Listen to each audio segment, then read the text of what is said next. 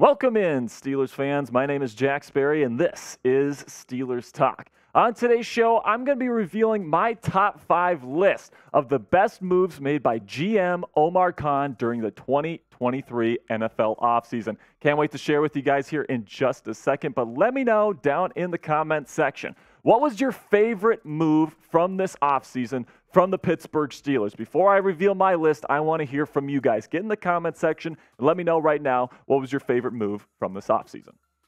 All right, number 5 on my list, I've got signing Patrick Peterson, the cornerback, formerly with the Minnesota Vikings, had 5 interceptions last year. And there's some people out there saying, man, Patrick Peterson, he's getting old. Why did the Steelers sign this guy? But let me tell you, man, Patrick Peterson is a perfect fit for what the Pittsburgh Steelers want to do here with Mike Tomlin and Terrell Austin leading the way on the defensive side of the ball. 6'1", 198 pounds, so he's a bigger corner there on the outside. He's going to be really good in press man coverage this year, but also he's going to be playing more of a nickel star role in our nickel sets this year, which I'm super excited to see. And my prediction for him this year is that he is going to exceed his interception number from last year with the Minnesota Vikings, which was 5. I think he's going to probably lead the Pittsburgh Steelers in interceptions this year. I mean, Minkah Fitzpatrick is always atop that list as well, but I'm definitely a big believer in Patrick Peterson coming in here and trying to help us win a Super Bowl. So let me know what you're thinking about Patrick Peterson down there in the comments section. Will he get over or under 5.5 interceptions here in 2023? Type O if you think over, or type U if you think under. This is going to be the pinned comment on today's show. So YouTube's going to throw you an ad break here in just a couple of seconds. Take advantage of that time by answering today's pinned question.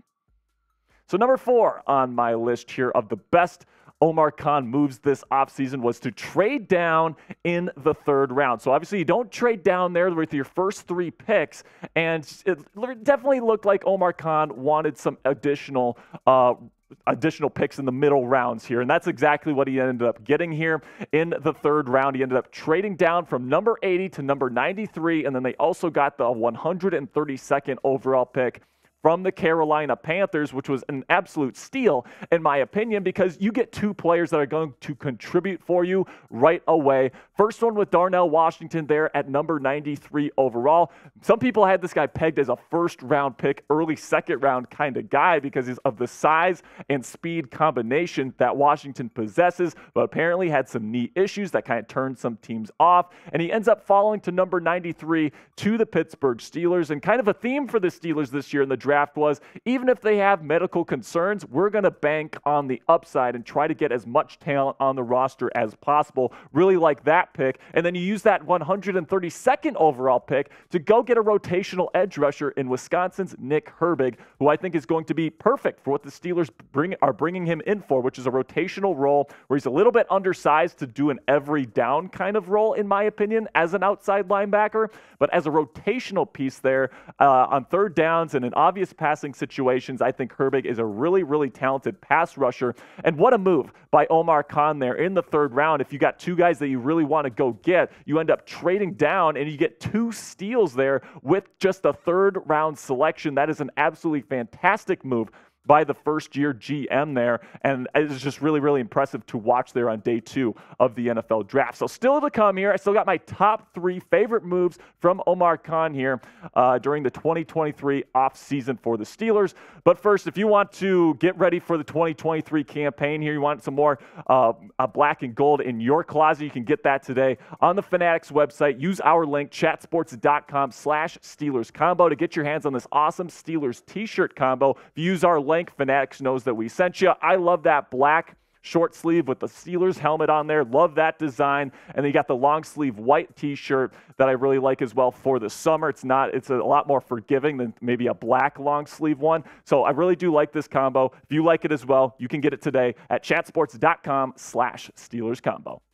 Number 3 on my list, I loved the move to trade up for Broderick Jones, okay? Leading up to the draft, the rumors were Darnell Wright, and they're going to trade up, and they're going to trade up into the top 10 in order to go get him. But they waited. Omar Khan was patient, and he waited for the right time to strike, and that time was the 14th overall pick with the New England Patriots. They ended up trading the 17th overall pick and just a 4th rounder, 120th overall pick, to Bill Belichick and the New England Patriots, and to move up a couple of spots and get your guy, I mean, that's a great price that Omar Khan paid for a guy like Broderick Jones, who's a perfect fit for what Mike Tomlin is looking for from a future left tackle here, a franchise left tackle, hopefully to protect Kenny Pickett's blind side here for the next decade. He's a great run blocker, still needs a little bit of development in the passing game, but hopefully he has a great rookie season and a great career here in the City of Champions. So now never miss a move that Omar Khan makes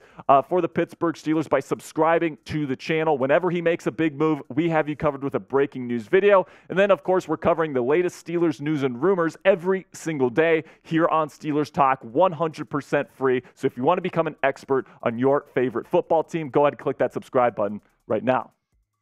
Now, number 2 on my list here is the signing of offensive guard Isaac Seumalo. Now, this wasn't the sexiest pick in the world, but I absolutely loved it from Omar Khan.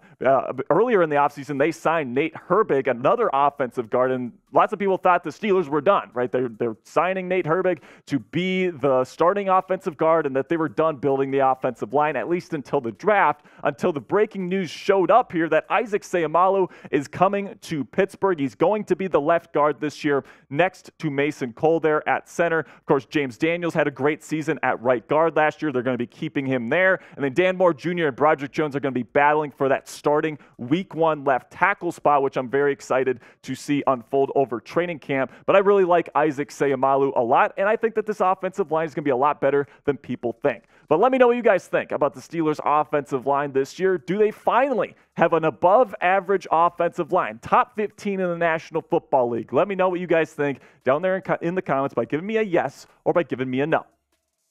So now, without further ado here, the best move of the Steelers offseason this year didn't even happen in the offseason, but it definitely unfolded here during the 2023 NFL Draft, and that is the Chase Claypool trade that went down during the 2022 NFL trade deadline, and this really worked out for the Pittsburgh Steelers. I mean, respect to Harrison Graham, our Bears host, but the Steelers absolutely fleeced the Chicago Bears in this trade. Chase Claypool was not being productive as the slot wide receiver here. They tried him out at that spot. He just wasn't getting it done, so they end up trading him to Chicago for what is usually a first-round pick in the 32nd overall pick, that first pick in the second round. And with that pick, you're able to select Joey Porter Jr. Of course, the Porter family is coming back to Pittsburgh, which is absolutely amazing. And to see Joey Porter's son suit up in the black and gold, I mean, it's just going to be a fantastic thing to see there week 1 versus the 49ers. I think he's probably going to be starting,